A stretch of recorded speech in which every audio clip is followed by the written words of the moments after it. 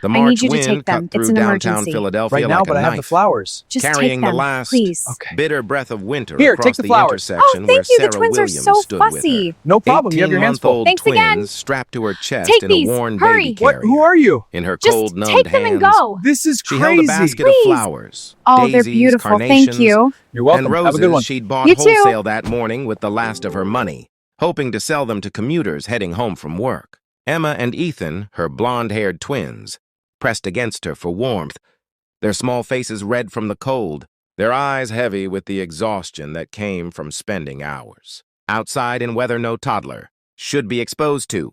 Sarah had dressed them in every piece of warm clothing they owned, layering their small bodies until they could barely move. But it wasn't enough. It was never enough. Flowers! Fresh flowers, Sarah called out, her voice hoarse from hours of shouting over traffic noise. $5 a bunch! Beautiful flowers! Commuters hurried past without making eye contact, their own lives too busy, their own problems too consuming to notice. The young woman with 2 babies, selling flowers in the cold.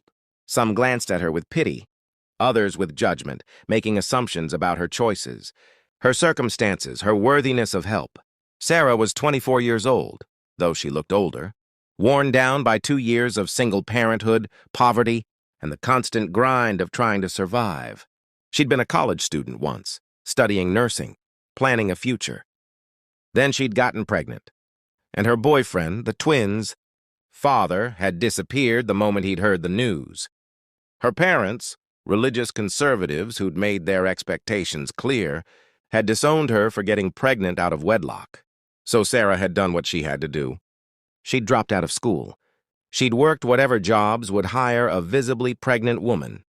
She'd given birth to twins in a charity hospital, alone except for a kind nurse who'd held her hand through the worst of it, and she'd been fighting to keep her head above water ever since. Daycare for twins cost more than she could earn at minimum wage jobs. The waiting list for subsidized childcare was 2 years long. Family support didn't exist. Government assistance covered some expenses, but never enough, and the bureaucracy was a nightmare to navigate while caring for 2 infants. So Sarah had gotten creative. She'd learned she could buy flowers wholesale and sell them at intersections during rush hour. On a good day, she could make $50 or $60, enough for diapers. Formula, the cheapest groceries. On bad days, she made nothing and went home to their tiny studio. Apartment with unsold flowers wilting in her. Basket and no money for dinner. Today was shaping up to be a bad day. She'd been out here for 3 hours and had sold exactly 2 bunches of flowers. $10. Not even enough to cover what she'd paid for the flowers wholesale, let alone feed her children. Emma started crying, a tired, hungry, cold cry that broke Sarah's heart. Ethan joined in, his small voice creating a chorus of misery that made passing commuters walk even faster, eager to escape the uncomfortable reminder of suffering. "Shh, babies, it's okay," Sarah murmured, bouncing slightly to soothe them. "We'll go home soon, just a little longer. Mama needs to sell a few more flowers and then we'll go somewhere warm." But the twins were past the point where bouncing and reassurance helped. They were cold and hungry and done with being outside. Their crying escalated and Sarah felt tears burning her own eyes. She was failing them. Every day, in 100 different ways, she was failing her children. A car horn made her jump. She'd unconsciously drifted too close to the curb, and a driver was gesturing angrily at her to move.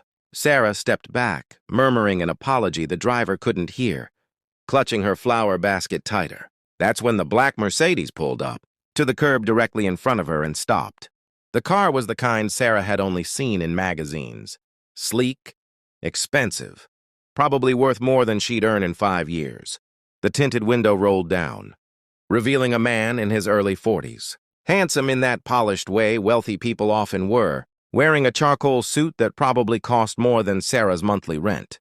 He was looking directly at her with an expression Sarah couldn't quite read. Not pity exactly, but something deeper. Recognition, perhaps. Understanding. "How much for all the flowers?" he asked, his voice carrying clearly despite the traffic noise. Sarah blinked, certain she'd misheard. "I'm sorry?" "All of them. Every flower in your basket." "How much?" Sarah looked down at her basket. She had at least 15 bunches left. At $5 each, that would be $75, more than she'd hoped to make all day. $75, she said hesitantly, waiting for him to laugh or drive away or reveal that this was some kind of cruel joke. Instead, he reached for his wallet and pulled out $100 bill. Keep the change, but I'd like to talk to you for a few minutes. Would you get in the car where it's warm? You and your babies look frozen. Every instinct Sarah had screamed that getting into a stranger's car was dangerous. But she looked at her twins. Emma's face was blotchy from crying. Ethan's lips looked almost blue despite his layers of clothing, and she made a decision. They needed warmth, even if just for a few minutes. Okay, she said quietly. The man got out of the car and came around to help her. Up close, Sarah could see he was older than she'd initially thought, probably mid-40s, with brown hair graying at the temples and kind eyes that held their own shadows of pain. I'm Michael Preston, he said, opening the back door. Let me help you with the babies. The name meant nothing to Sarah, but the way he carefully helped her maneuver the twins into the back seat suggested he'd done this before. The car's interior was blissfully warm, heated leather seats providing instant relief from the bitter wind. Michael returned to the driver's seat and turned to face her. My name is Michael Preston. I run Preston Holdings. We own real estate developments, some technology companies, various investments. I tell you this not to brag, but so you understand that I have resources and I'd like to help you. Sarah clutched her empty flower basket defensively. I don't want charity. I'm not offering charity, Michael said gently. I'm offering opportunity. But first, I'd like to hear your story. What's your name? And how did you end up selling flowers in the cold? With 2 babies strapped to your chest? Something in his tone, not judgment, not pity, but genuine interest, made Sarah's careful walls crack. And once she started talking, the story poured out. She told him about college, about the nursing program she'd loved, about getting pregnant and being abandoned by her boyfriend and disowned by her family, about trying to work while caring for twins, about the impossibility of affording childcare, about the bureaucratic nightmares of social services and the humiliation of food banks and the constant calculation of whether to buy diapers or groceries. I'm not lazy, Sarah said fiercely, tears streaming down her face. I work so hard, but it's never enough. The system is designed for failure. If I get a job that pays better, I lose assistance. If I work full-time, childcare costs more than I earn. If I go back to school, I can't work enough hours to pay rent. Every door I try leads nowhere, and meanwhile, my babies are suffering because I can't give them what they need. Michael listened without interrupting, his expression growing more serious as Sarah talked. When she finished, he was quiet for a long moment. 22 years ago, he finally said, I was standing on a street corner not far from here. Not with babies, but with a cardboard sign asking for help. I'd lost everything, my job, my apartment, my savings. I was 3 days from becoming completely homeless. Sarah stared at him, unable to reconcile this wealthy man in his expensive car with the image of homelessness. A woman stopped her car and offered me a job, Michael continued. Not charity, a job. She owned a cleaning company and needed someone to clean office buildings at night. It was minimum wage, hard work, and I was overqualified. I had an MBA, for God's sake. But I took it because I needed to survive. He paused. That woman was named Dorothy Chen. She didn't just give me a job. She mentored me. She introduced me to people in her network. She encouraged me to start my own business. She lent me seed money when I had a promising idea. And when I succeeded, she refused repayment. She said, pass it forward. When you see someone struggling the way you struggled, help them the way I helped you. Where is she now? Sarah asked softly. She died 5 years ago, Michael said, his voice thick with emotion. Cancer. But before she died, she made me promise to honor our agreement, to pass it forward. I've tried to do that through various foundations and programs, but honestly, those feel impersonal. This, meeting someone directly, helping in a way that's immediate and meaningful, this is what Dorothy would have wanted. He pulled a business card from his wallet and handed it to Sarah. Here's what I'm proposing. Preston Holdings has an on-site daycare center for employees' children. It's subsidized, high quality, and there are currently openings. I can get your twins enrolled immediately. Sarah's breath caught. I can't afford daycare. You're not listening, Michael said with a slight smile. I said subsidized. You'd pay on a sliding scale based on income. For someone in your situation, it would be essentially free until you're earning enough to contribute. But I'm not an employee, Sarah protested. Not yet, Michael agreed. But you were studying nursing, correct? We have a medical clinic on site that serves our employees. It's run by a nurse practitioner who's been telling me for months that she needs an assistant. The position requires someone to schedule appointments, handle basic first aid, keep records, stock supplies. It doesn't require a nursing degree, just someone smart, reliable, and interested in healthcare. Sarah felt hope rising, dangerous and intoxicating. Why would you do this for me? You don't know me. I know enough, Michael said. I know you're standing in the cold selling flowers instead of begging. I know you're dressed poorly, but your children are bundled in every warm thing you own. I know you're exhausted but still trying. That tells me you're exactly the kind of person Dorothy saw in me, someone who just needs an opportunity, not charity. What if I fail? Sarah whispered. What if I'm not good enough? Then we'll figure it out, Michael said simply. The point isn't perfection. The point is opportunity. The chance to work, to support your children, to eventually go back to school if that's what you want, to build a life instead of just surviving day to day. Emma and Ethan had fallen asleep in Sarah's arms, finally warm and peaceful.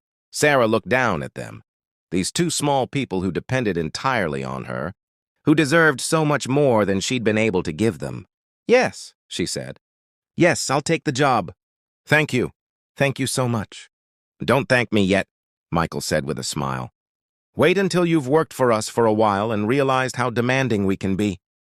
But Sarah, I believe you're going to do great things. All you needed was a chance. The next morning, Sarah showed up at Preston Holdings with her twins, terrified and hopeful in equal measure. The building was modern and gleaming, so different from the rundown places she'd lived and worked. The daycare center was bright and cheerful, staffed by professionals who welcomed Emma and Ethan with warmth and expertise. The job itself was exactly as Michael had described, challenging but not overwhelming, important but with room for learning. Rachel, the nurse practitioner, was patient with Sarah's questions and impressed by her medical knowledge retained from her nursing studies. You're overqualified for this position, Rachel observed after the first week. Have you thought about finishing your degree? I can't afford to go back to school, Sarah said automatically. Preston Holdings has a tuition assistance program, Rachel replied. Employees who've been with us for 6 months can apply. It covers up to full tuition for degree programs related to their work. You're in healthcare. Nursing definitely qualifies. Sarah felt tears threatening. Every door she'd thought was closed seemed to be opening, one after another, revealing possibilities she'd stopped letting herself imagine. Over the following months, Sarah rebuilt her life. She enrolled in night classes at a community college, working toward her nursing degree. Emma and Ethan thrived in daycare, hitting developmental milestones Sarah had worried they'd miss because of their difficult start. She moved out of the studio apartment into a small 2-bedroom in a safe neighborhood. She started saving money, actually saving, building an emergency fund instead of living crisis to crisis. Michael checked in periodically. Not as a boss. He wasn't directly her supervisor, but as a mentor.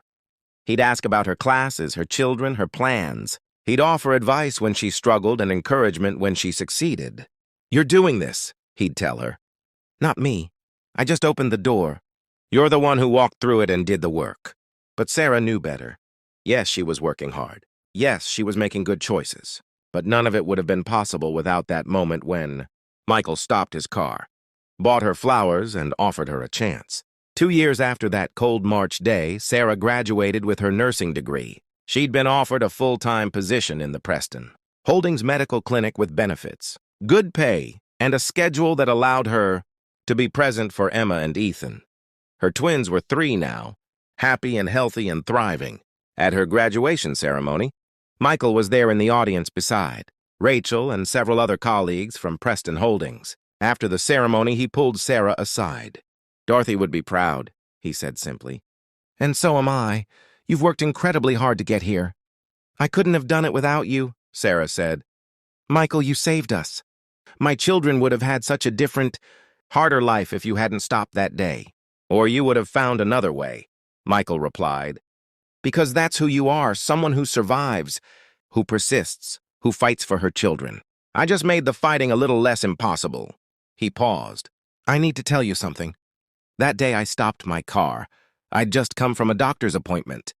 I'd been diagnosed with early-stage cancer, treatable but serious, and I was driving around trying to process it, thinking about mortality and legacy and what really mattered." Sarah felt her throat tighten. "Are you okay?" "I am," Michael assured her. "Treatment went well. I'm cancer-free now, but that diagnosis changed my perspective. Made me think about Dorothy and her promise to pass it forward. Made me realize I'd been doing it in abstract ways, writing checks, sitting on boards, but not in the personal, meaningful way she'd helped me." "And then you saw me selling flowers," Sarah said softly. "And then I saw you," Michael confirmed. A young mother, clearly struggling but still trying. Not begging, not giving up, but selling flowers in the cold to feed her babies. It reminded me of myself holding that cardboard sign, desperate but not defeated. And I thought, this is my chance. This is how I honor Dorothy's memory and my own second chance at life. He smiled. "So thank you, Sarah, for letting me help you. For working so hard to make that help matter. For proving that what Dorothy believed, that people just need opportunity, not judgment, was true." 5 years after that cold day, Sarah was a full-fledged registered nurse, running the medical clinic at Preston Holdings. Emma and Ethan were in kindergarten, reading above grade level, showing no signs of the trauma that might have marked children who'd spent their earliest months in poverty. But Sarah never forgot. She volunteered at homeless shelters, using her nursing skills to provide health care to people experiencing the kind of desperation she'd once known. She spoke at community colleges, sharing her story with other single mothers trying to balance school and parenting. She contributed to scholarship funds and childcare initiatives. And when she saw people struggling, truly saw them, the way Michael had seen her, she helped. Not with grand gestures usually, but with the kind of practical assistance that actually changed lives. Connections to resources, information about programs, sometimes just the acknowledgement that they were trying, that their efforts mattered, that they deserved support rather than judgment. "I'm passing it forward," she told Michael when he noticed her growing advocacy work. "Like Dorothy asked you to do. Like you did for me. You're doing more than that," Michael observed. "You're using your lived experience to help in ways I never could. You understand what it's like to be judged while selling flowers in the cold. That's powerful." 10 years after that cold March day, Sarah stood at an intersection. Downtown, the same intersection, where she'd once sold flowers. But this time she wasn't selling anything. She was distributing information about a new program she'd helped develop through Preston Holdings. Comprehensive support for single parents, subsidized childcare, job training, tuition assistance, healthcare, and mentorship. A young woman approached hesitantly, a toddler on her hip, her clothes worn and her eyes tired.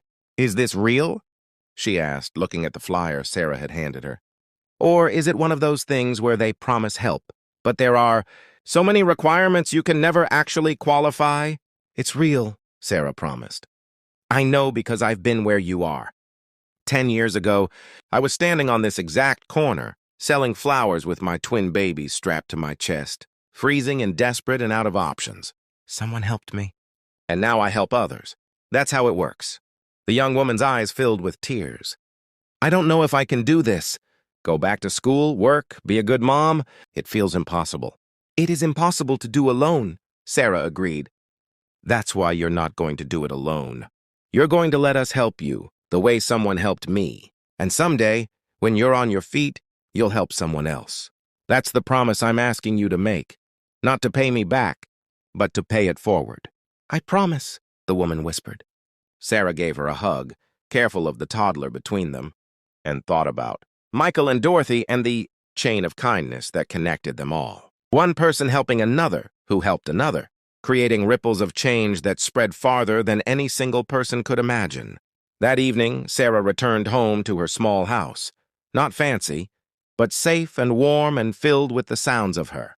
Children doing homework and arguing about whose turn it was to set the table. Emma was 10 now, already talking about becoming a doctor. Ethan wanted to be a teacher. Both of them had grown up, hearing the story of the cold day when a billionaire stopped his car and changed their lives. "Mom," Emma said over dinner, "there's a kid in my class whose family is really struggling. Her dad lost his job and they might lose their house. Can we help them? Sarah,